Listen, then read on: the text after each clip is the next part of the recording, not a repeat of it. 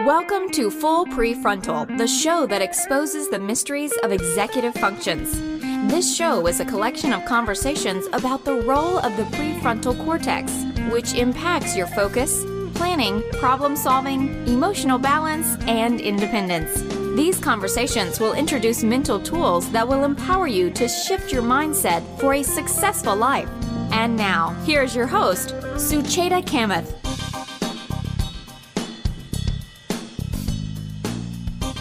All right, welcome back to Full PreFrontal, where we are exposing the mysteries of executive function. I am here again with our host, Suniya Kamath. Good morning, my friend. We had the distinct pleasure of chatting with our next guest last week, and I'm so looking forward to your follow-up conversation today. Yes, indeed. We have done this before, but lately we were having our guest once and one interview, but this conversation just turned out to be so exceptional in terms of the scope and the depth that we need to touch upon that she graciously has accepted. That is Dr. Suniya Luthar. So before we get started with the conversation, I was just thinking about Viviana Zelizer is a professor of sociology at Princeton University, and she wrote a remarkable book called Pricing the Priceless Child, The Changing Social Value of Children. It's a fascinating book, a little bit thick read, but I had enjoyed it. And it just reminded me, as we are talking about this, in this book, she describes that when children who were once worked as laborers and contributed to the economy were removed from that space, their value in the marketplace shifted radically, and they became the focus of everybody's attention. And she coined this phrase, which is brilliant, which says, economically useless, but emotionally priceless, which captures this phenomenon really well. And now, almost close to 100 years, when that began to happen in American economy, particularly, this economically useless, emotionally fragile, and priceless, only up to a point until their achievement is put to test, is what today's conversation is. So the reason to have Dr. Luthar back to continue our conversation is last time we ended up with this idea that the current student growing up in affluence is enduring a lot of pressure from parents, schools, coaches, peers, eventually from self.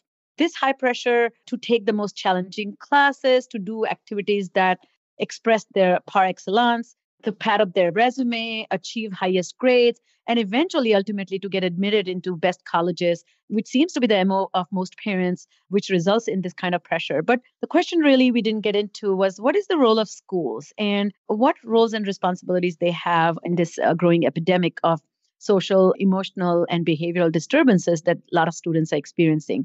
And that's why we are having Dr. Suniya Luthar. She's a foundation professor of psychology at Arizona State University and professor emerita Columbia University's Teachers College. Her research has involved understanding pathways to resilience in diverse population and developing interventions to address these. A mother of two grown children herself, as she mentioned to us last time, her recent scientific study focus has been on motherhood. Studies aim to illuminate what best helps women negotiate the challenges of this life-transforming role and to apply these insights into interventions toward fostering their resilience. So, Dr. Luthar, welcome to the podcast again. Thank you so much. Thank you for having me. So let's start by understanding the school culture and school performance. How do you define high-achieving schools? So high-achieving schools are those with good standardized test scores, I'd say in the 75th, perhaps 75th percentile upwards, rich extracurricular offerings, a lot of honors and advanced academic offerings, and students headed to some of the most selective colleges and universities. So it's a kind of schools that white-collar professional or educated parents pretty much all aspire to have their children go to. Got it. So when you talk about this particular group, are they achieving so well because they have some special gifts or the way the programming is? What is making these schools attain this high success? I would say that, we mentioned this demographic of relatively well-educated white-collar professional parents. Just by virtue of their socioeconomic status, they are able to choose where they have some level of choice about where their kids go to school. So what tends to happen is that these parents do tend to self-select around schools known to have a good trajectory or record. so that it perpetuates itself, and the sort of segregation of the relatively talented and high-performing kids in a particular community, whether that is in an independent private school or in a public school, in a suburb, for example. And as you mentioned this, I think highly educated parents have the linguistic competence, and the environments in which the kids grow up is rich with exposure and often practices that promote highly academic skill set that then allow you to learn even faster and better, I guess. No, that's absolutely correct. It's not just what's happening at school, but it's very much what's happening at home, both in terms of the conversations that happen. And I would imagine to some degree the role models that parents are in terms of, in many instances, working very, very hard at jobs that may be high paying and lucrative, but at the same time, quite demanding. You have done incredible work or research in this area. What evidence did you gather about these high achieving schools? And what does it show us about the student body at this school? And are girls and boys equally or identically affected by this cultural exposure? So, one of the things that in the last maybe 3 or 4 years, we moved toward such as not using the term affluent, or at least avoiding it as far as possible in referring to the kids whom we study, and instead talking about high achieving schools. So over the last 20 years, the schools we have been in are all in this high achieving range. That does not mean that every child who's at every one of these schools is necessarily affluent. So the common denominator really is being at a school where this is the community norm. Children are expected to reach a certain level of academic accomplishments and extracurricular accomplishments and so on. So what have we learned? That being at this kind of school tends to be associated with significantly higher levels of symptoms, especially anxiety, depression, and substance use, as compared to kids in, let's say, the American population generally, let's say, more middle class, less well-heeled families. And sometimes these kids in these very high-achieving schools even report higher levels of symptoms as compared to their counterparts in inner city settings and in poverty. So you have this odd juxtaposition where you see, if you have a table of 14 schools and you list their mean SAT scores and the percentiles along with that, and you see them, as I said, ranging from 75 to 98th percentile. And then next to that, you see, all right, what are the rates of clinically significant anxiety, for example, as compared to norms? And you'll see numbers ranging from 2 and 3 times national norms to as much as 14 times national norms.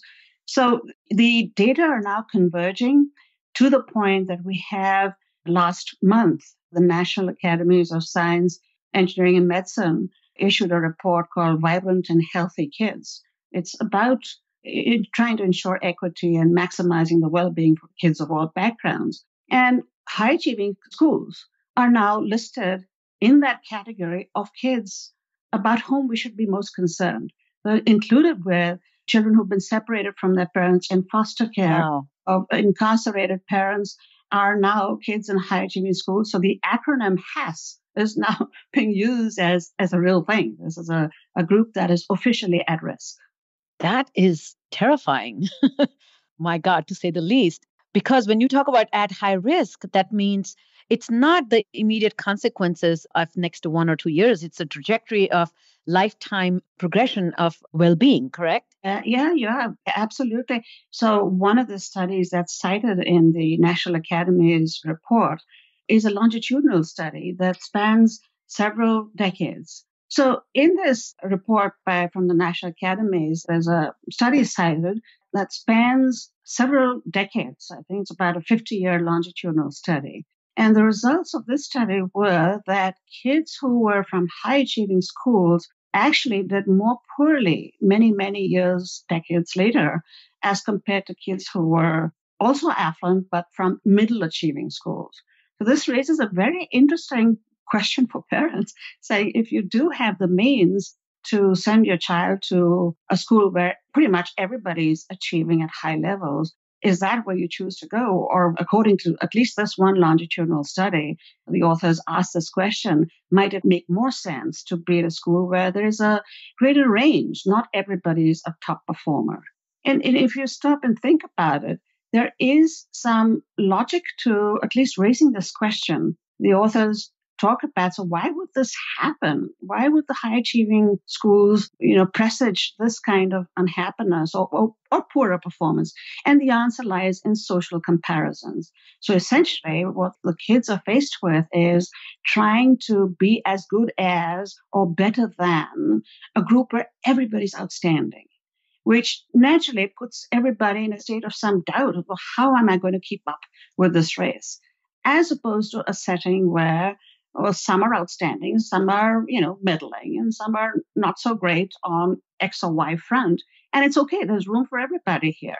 So it's a fascinating question that I think parents are going to start to have to grapple with the more we see that these levels of anxiety, depression, substance use, addiction are consistently elevated across these schools, whether they're day schools or boarding schools, independent or public, suburbs, cities, different parts of the country. Every school we have been in, pretty much, we've seen elevations in one or more areas of adolescence adjustment. This is so fascinating to me. And thank you for doing this kind of work, because all our lives we are striving to offer our children the best opportunities. And any parent and every parent will agree with that statement, right?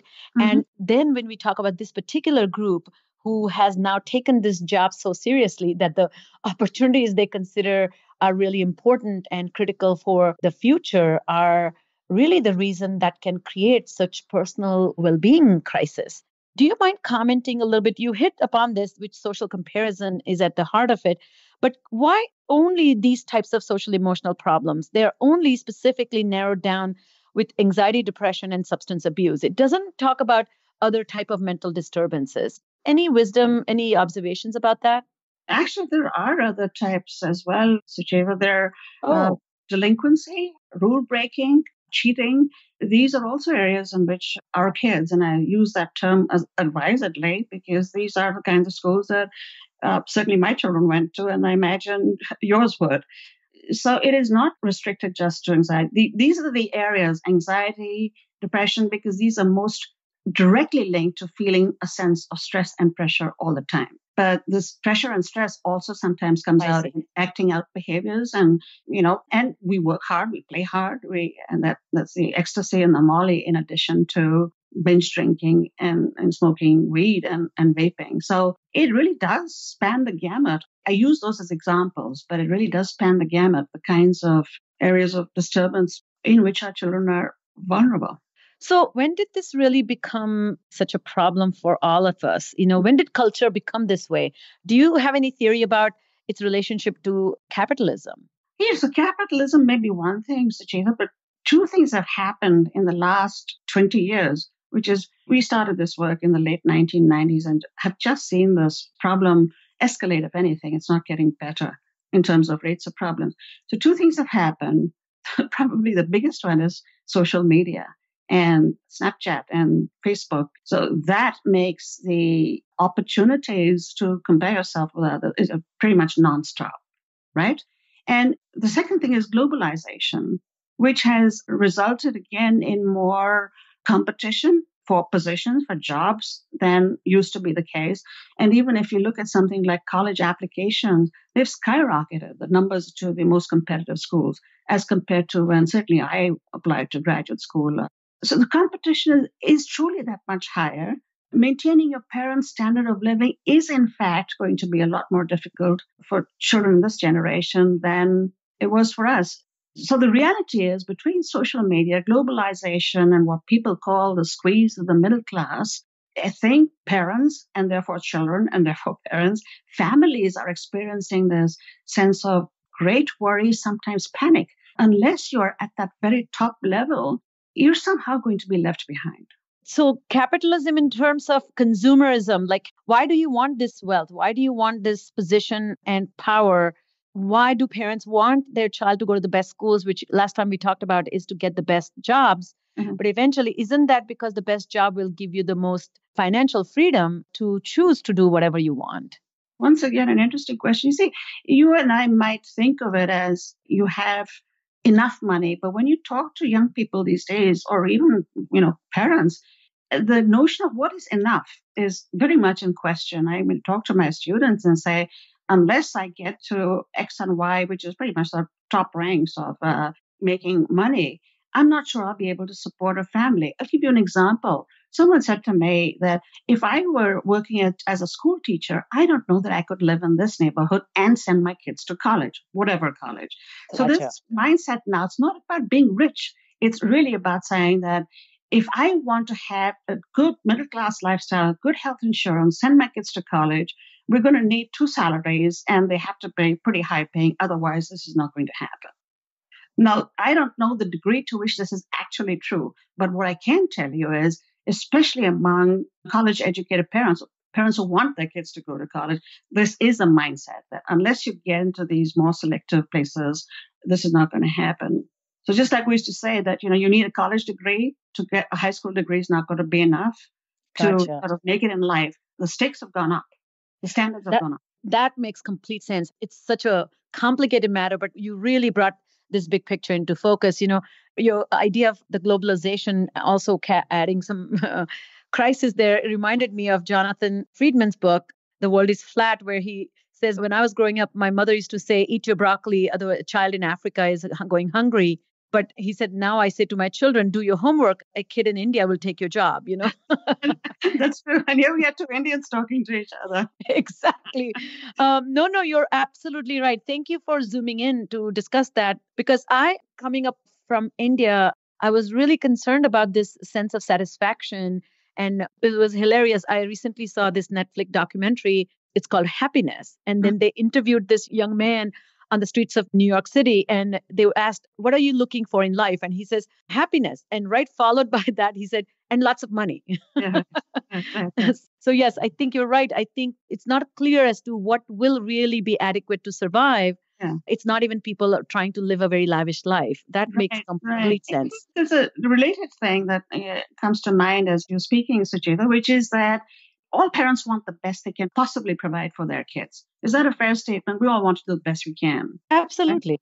So now for those of us who've had the very good fortune of having good educations, I mean, I was very fortunate to go to Yale University. I had a wonderful mentor, Edward Zelizer, that I learned skills that I would not have got had I remained where I was. So there is an understandable, I believe, desire among parents to say, at the very least, I would love if my children could have the kind of educational opportunities that I did. So it's not all about money necessarily. There is also, I think, as I said, a very reasonable and understandable desire. It's not excessive necessarily. There's a hope, but it's not bad things necessarily, I guess is what I'm saying. Yes.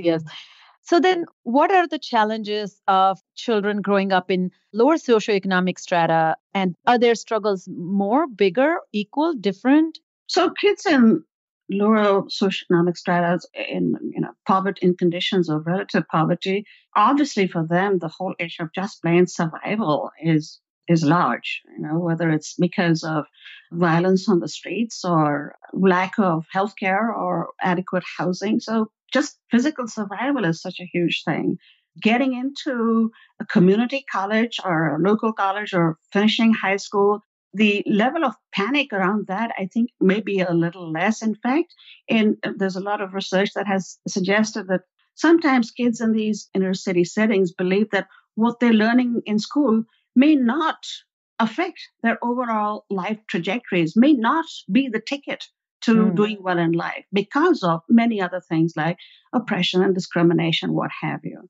So there are the very real challenges on that end of the socioeconomic spectrum, which is about survival. And interestingly, when you come up to the opposite end, the feelings are again akin to survival of the fittest, where kids who are in the same class are looking at each other and saying, well, there's only 1 or 2 or 3 of us that's going to make it in X or Y college. Which one of us is it going to be? Who's going to be on it? Yeah. So this is a little unrelated question, but do we have any data that talks about the dropouts and their life trajectory, whether they come from one socioeconomic strata or the other. Like, in a sense, people who cannot keep up with the pressure or Yeah. do not have the skill set to manage to keep up with the learning, and then they eventually become dropouts. Are they experiencing greater crisis of survival or managing their life? It's a weird question, but No, it's not a weird question. It's a very reasonable question. And I'm not sure about dropouts, but there are very compelling and disturbing data on the incidence of serious mental health problems on college campuses. The kids are able to make that huge hurdle and jump and get into the college. But then what happens? At home, you have this infrastructure of your parents and your help and people helping out and perhaps even mental health care. And you're in this new environment where you want it to be, where academic expectations are pretty high, courses are tough, but now you're on your own and you have to manage your life. And I think can be pretty frightening, intimidating. And if you come in already feeling pressured and burned out, that's not a good place to start your stint at college. So dropout is one way of thinking about it, but just looking at study after study after study talking about serious mental health issues on college campuses, overuse of counseling centers, not to mention what doesn't get reported, which is the levels of serious drug addiction and yes, dropout, and yes, unfortunately and tragically, self-harm. So when does this, again, I'm going slightly on a tangent, but is there any policy? I think what you are really here to talk about is what can schools do? Mm-hmm. But ultimately, I think this can only be effective if it's also a policy, right? Well, or not really? No. But I think it can be effective as a policy. I think I may have said this to you last time. When people ask me, so where is this pressure coming from for these kids? The answer really is it's coming from everywhere. It's coming from parents, coaches, teachers, and you mentioned this. But when you look at universities at the top level and what kids believe really makes a difference in terms of their getting accepted or not, is not really true. What I mean by that is the sheer number of very talented, outstanding applicants has become so large that after a point, it really is a bit random who gets in and who does not. Can be something like, oh, we need more people from a certain state, or we need a goalie in soccer, or someone for the debate team. So kids don't understand that. They tend to feel like if I can make a difference of 0.02% in my GPA, then that'll make the difference in my getting in. Where am I going with this? My colleague, Barry Schwartz, who's at Swarthmore, wrote this brilliant essay a while ago, and he still stands by it, as do I, and a couple of other people, including Natasha Wariku, saying that after a certain level of excellence has been reached by your applicants, do a lottery system. Pick out from a hat. So what you're saying is essentially what actually tends to happen in most admissions committees, where you have about 15 to 20 to 30 times the number of applications, of good applications, right? So if you say, take a cutoff, say we want the top 5%, and from that you pick, and let it be known that we're all at universities, we're all doing this lottery. If everybody did that, then I think kids would feel a lot less pressured and a lot less pushed to do that constant striving to make that 0.02%, whether it's in a particular course or in the next extracurricular activity. But I'm afraid that the endowment economy, there may be an incredible amount of pressure from the board to take those who provide money. Have you seen any success, or do you know of any success that colleges have adopted this suggestion?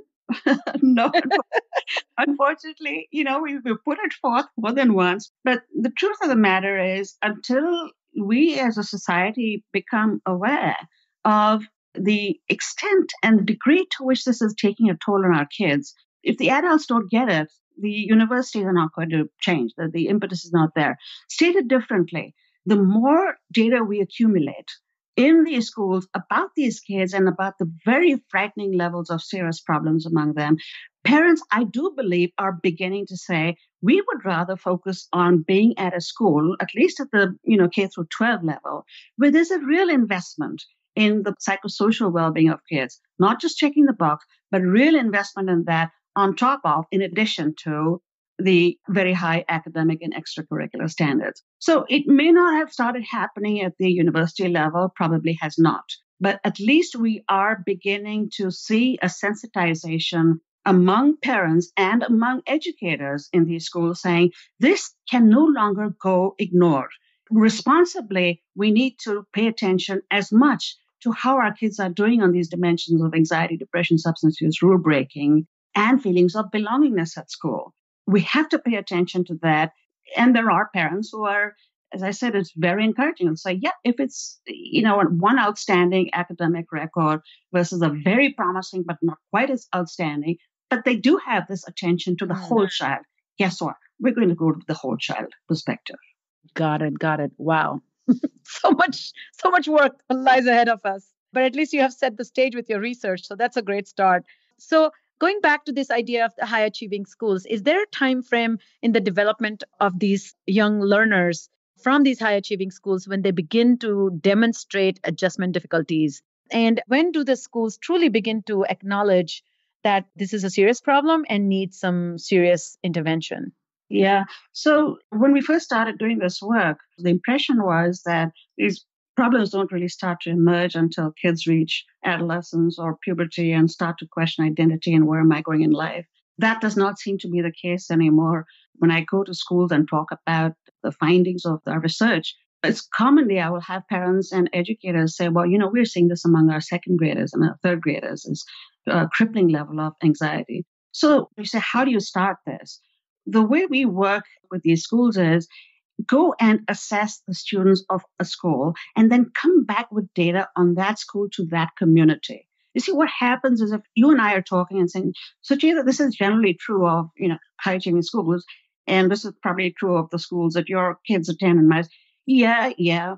It doesn't hit home in quite the same way as it does when I say, all right, that slide up there is on kids who are at your school right now. And here we're seeing that 4 out of 10 of those kids are saying that they're feeling depressed to a point of serious clinical concern. Wow. Having data like that, when you think these are the kids sitting around my kitchen table, this hits home. And that is when communities really start to take notice, to try and make a difference, and then start not just at the high school level and the middle school level, but taking it all the way down to elementary school. As an example, we worked with Wilton, Connecticut a year or so ago. And based on our results, there have been all kinds of changes. It was actually on NPR's Morning Edition with Alison of Aubrey, a little feature. I heard you. Yes. So the wonderful thing is that as scary as all these data are, they have the potential to initiate this kind of change. And because this is a very discerning audience, right? These parents, most of them are educated and say, well, how do I know this is true? You need that level of scientific rigor to say, yep, here's how the research is done. Here's how it's analyzed. Here's how I can tell you these are the top 3 issues you need to be worrying about in Wilton, Connecticut, as opposed to any other town or suburb or city of a similar demographic. So what happened in Wilton was they got their data, they came together, and they've got a series of initiatives going in their community, one of which is about play in elementary school and ensuring that kids have their recess time that is appropriate time in the day. All along with, so you see the problems at the high school level and middle school level, bring it back to communities in their own schools, and then you get the engagement even of the little pre-K and the kindergarten parents saying, all right, we're seeing what's going on, what lies ahead, and we would like to get engaged early on. So I want to back up slightly so that people get a more clear picture about this. So when you talk about children as young as second and third graders, what you're describing is it is not an academic difficulty necessarily yet because the academic demand is not that high, but the demand on performance is insidious in the air, so to speak. So what I see often is these are the kids who are unwilling to take learning risks. They become withdrawn, they hold back their engagement, they often appear disengaged or inattentive, but they don't have ADHD. Do you mean that kind of disengagement you begin to see? Well, it's beyond disengagement. It's actual stress and anxiety. I mean, this is what people are describing, that kids are anxious. And at that age of, how old is a second grader? 7, 8? At that age, these kids are talking about, well, will this affect where I go and get into college? Which is just outrageous. It just boggles my mind. Well, if it's not just academics, we go to the realm and we talked about play and Wilton. Think about what play means for these kids now. It's so structured after school activities, athletics. You go have travel teams at age 8 and 9, and the whole community shows up to watch. So that and then say, oh, he really wasn't on his game today. She didn't do so well today. So that what you and I had is leisure things that we play ride our bikes and play in the cul-de-sacs. Nobody watching except for other kids. Here, this is a huge audience. Yes. That's a lot of pressure. It's so funny you said that. I went to a little gathering 2 weeks ago, and I know this family, and they have 2 daughters, and the older daughter was about to enter ninth grade. So she was telling me that the parents had switched her from public school to a private school. Mm-hmm. And of course, a highly reputed private school. I'm very familiar with the school. And in 5 minutes, Suniya, I spent with her, she told me that how she has kind of pinpointed one person in the class who is probably potentially going to be a valedictorian in 12th grade. Wow. And he is the real competition. And then she said the other person who is also competition, but really not because he sucks in math. I mean, I couldn't believe the school has not even started. And the parents have laid out this expectation that we are looking at a valedictorian type of behavior and we are sending you a private school. I mean, when does this conversation begin? Somewhere way earlier, right? It didn't start in the summer of high school. One more thing that, Sucheta, the example you gave that is so disturbing to me. It's disturbing at many levels, but I do want to get back to the notion of competition among these kids. If you and I are competing for the same grant, right, or the same honorific whatever, we are not going to be able to be best friends, right? It's going to be come between us. Now think about it. Adolescence is a time when closeness with friends is very, very important as kids are beginning to separate from their parents, individuate from the families somewhat.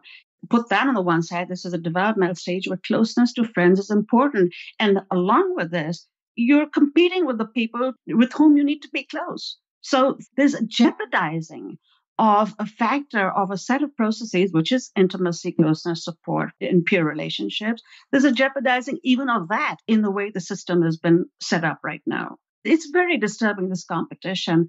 And then to answer your question about, so where does it start?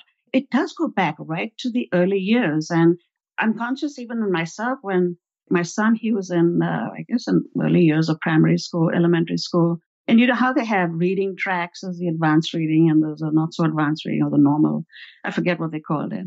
And I wasn't sure. I think he came and said, I'm not sure if I'm in the advanced reading track. And I said, well, that's fine. But there was something about my tone of voice or how I said it that has stayed with me. I said, I don't think I really meant that's fine, son. I mean, there was some hint of, oh, how come? If I'm really going to be honest with myself. Now, the fact that I checked myself then when he was 7 and with my daughter too, all along, and I have checked myself all the way along because I know these issues, I study them, I understand them. I think to the degree that we can be in touch with this and be watchful for what messages we are conveying to our kids, subtly and directly, that can go a long way, especially when you start early on, saying, nope, you know what? High expectations are good. High standards are good. High aspirations are good. But know when to back off. Know when that is morphing into a feeling of pressure that is unsustainable, that your child cannot live with. And above all, know your child must know that he or she is loved for the person, not for the splendor of their accomplishments. That above all, we need to be inculcating in our children all the way along. So being a valedictorian, great son, great, my daughter, my love. If that happens, I'm so happy for you. I'm so proud of you. But it's you that I love. It's you that I love. I love it. I hope you write a book about that. I know you have written a textbook, which I have, and I am waiting for who's your mother's mommy? I'm waiting for that book. That's coming, right? Soon? Yeah, it's sort of beginning in the works. Yeah. Please, but you need to really write a book for serious considerations about education. What are you calling education and what are you really preparing when you send your children to school? I think this message, oh, it's so serious. And I know your plate is full, but I'm hoping you'll get to it. Again, people's attention span is so short that they kind of understand, but they don't want to dive deep because it's painful, but So, also requires a lot of reflection. You're right, Suchita. I mean, one way of doing it is, writing a book, which I hope I will get to. But the other way of doing it, which is something that I'm very much entrenched in, is continuing the work collaboratively with these schools. So, for example, the National Association of Independent Schools, last year we had a collaborative project with them where they subsidized 8 private schools essentially to do the survey with us. And basically, when I went back and presented the data and identified the areas of more trouble and where they were doing well, and above all, the top 3 areas and parent-child relationships, peer relationships, school climate, where each school individually would need to pay attention. I started this with one school in a Northeast community, and gradually it's grown to a point where it is at a level where this National Association of Independent Schools has said, yes, we get it. And this needs to be done with scientific rigor. So. So do talk, can you track back a little bit and tell everybody about the surveys that you have created and your foundation as well? And how is it delivered and how is it conducted? So we have what's called a high achieving school survey. It's basically a survey that is based on 25 years of research that I mentioned before, that I started and have continued over the years. What we do is a core set of questions about areas of adjustment and mental health and well-being. There's a well-being index. In addition to that, there are measures of children's feelings about different aspects of close relationships, which resilience research has said is the single most important thing in kids doing well is having close relationships. So we have measures of relationships with mom and dad, with peers at school, with teachers, and overall feelings about school climate. Then what we do, Sucheta, is we have those data and we analyze them, what's called regressions, to pinpoint within each of these the top 1 or 2 things. You see, the top 1 or 2 things Great. each school. So, I could give you 25 things and we measure 25, 30 things when you look at all of these. I could come back and say it's important that there's closeness to mom or low alienation from dad or criticism, or I could give you any of 25 things. But what we need to do and what we do in our work is for each school, it's tailored to their data. We look at their data, look at what their kids are saying. All right, here are your top 3. Think about it. When you go to see a physician and you know that there's a risk for something, there's no generic piece of advice that you take, So, these are the top 10 things: exercise well, eat well.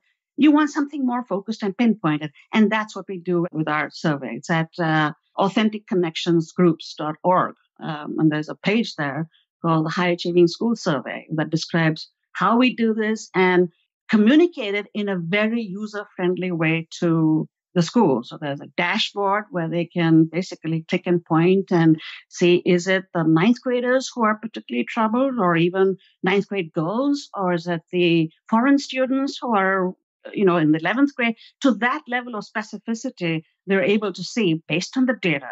These are the subgroups about whom we should be the most concerned, that we should be the most attentive. And these are the issues. And guess what? They're all changeable. It doesn't help to tell you, well, X and Y thing that is out of your control. So, for example, discrimination in society these are things that are aspects of parent-child relationships, peer relationships, school, that are under the potential control, or at least can be moved by school administrators and parent communities working together. Fabulous. So that brings us to the end question, which is, you just kind of touched upon these interventions, which are tailored and personalized based on the entire school as an entity and how it behaves and how safe or secure or ready to learn the children feel in this context. What you are suggesting is the problem is certainly complex, but one needs a dual approach. One needs to work on reducing the pressure without lowering expectations. And sounds like second thing is to heighten, which you talked last time, is connectivity, which is social emotional connection that one feels, which elevates well-being. Mm-hmm. Right? So Can you just take these 3 points that you talked about and give us some how-to about that, like overall feeling about the school climate, parent-child relationship, and the peer relationship is the third one, right? Yeah. So I'd say the first thing is to get a health check, get an assessment of well-being, number one. So you see how you're doing. That then points to areas within which your particular school might, as I said, have to pay more attention. And the one central message, whether it's peers or teachers or parents associated, this aphorism, bad is stronger than good. In other words, in general, what you want to ensure is that kids are not feeling alienated, criticized, left out, rejected by any of these significant people in their lives to the degree possible, minimize the bad in these relationships and bolster the good. Beyond that, as I said, the data guide us and say in one school, it's parent community involvement. In another, it's issue of envy. Use the data to tailor these interventions more precisely to the individual school communities. Got it. So this idea that bad is stronger than good, that means children who don't feel that they have this sense of connection are likely to do worse than those who do feel connected? Well, right? it was that saying that if I say unkind words to you, the power of those unkind negative words, harsh words, tends to be stronger on your well-being than the power of good words. Got it. So things like feeling rejected or people are bullying you or mom is mean to you or, teachers are unkind. These are things, unkindness needs to be minimized at all costs, at all levels. That's what I'm trying to say. And beyond minimizing unkindness, of course, try and build up positive, supportive, loving, authentic relationships. The kids with each other, the kids with the grown-ups, and critically, the adults with each other. So do you have any specific observation about a method or program, how to get people to minimize their unkindness? Because unkindness is, as you said, the nasty outcome of competing with those that you are with and you are learning together, but you happen to compete with them. There needs to be an impetus to even open this conversation up, right? And what I have found oftentimes when we're presenting these data, just seeing how disturbing the data are about your own community allows people, grown-ups, to have these conversations. As an example, one of the last schools I was at, when I was talking to the leaders of the community, which included administrators and school health, the community health providers and so on, and town people and council people and so on, there were things that had gone on amongst them that were unkind, but were not acknowledged. And having this conversation brought it all out in the open. So, all right, there's too much at stake here. Look at how much our kids are hurting. These data allowed for that conversation to be open, and it has progressed to some degree. Is it hard? Yes. It's like divorce is hard. When families fight, it's hard. But if kids are feeling that they're caught up in this level of tension where communities, parents and teachers and educators are at odds with each other, that is very destructive. And once again, having the data has helped enormously in several places, just opening up areas of profound tension that the kids are feeling among adults in their communities. Wow. And I wonder, how much of that is also seen on the sports at school, like on the playground or where the coaches are running their business. There's a lot of belief that, pull yourself by the bootstraps. We won't be tolerating mediocre performance. So sometimes harsh language is used, and that creates a culture of highly demanding, non-transparent about your emotions. Do you see that? You address them as well? Absolutely. And in fact, this is another very good example of a private school where the school head's daughter was on this basketball team, and the coach was one of those in-your-face yelling to the point of humiliating the girls when they didn't do whatever was required or expected. Now, the head of the school was in an awkward position, as she said, felt awkward about confronting the coach and saying, look, could you tone it down? Because she was the boss of the coach, but she's also the child's parent. So on the one hand, I can understand the reluctance to say anything publicly. On the other hand, when we talked about it some more, I said, well, you realize what's happening. All these parents are saying, but the head of school is sitting here and she's letting this go by, so it must be okay. Suniya, you're incredible. Do you have any comments as we close our interview? I think you have really given us a great framework, but also solutions that work. And everything that you're talking about is backed by research, which is very assuring because we know it's replicable and it has validity. So any closing thoughts?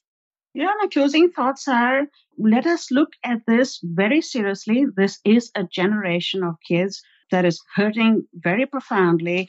Paradoxically, those who seem to, quote, have it all are now in a group that are most at risk. Let us take a look at this. Let us assess our schools. Let us come together in collaborative ways, supportive ways, in facing these very difficult realities. We can make a difference. We've seen it happen. We can make a difference. Let's do it.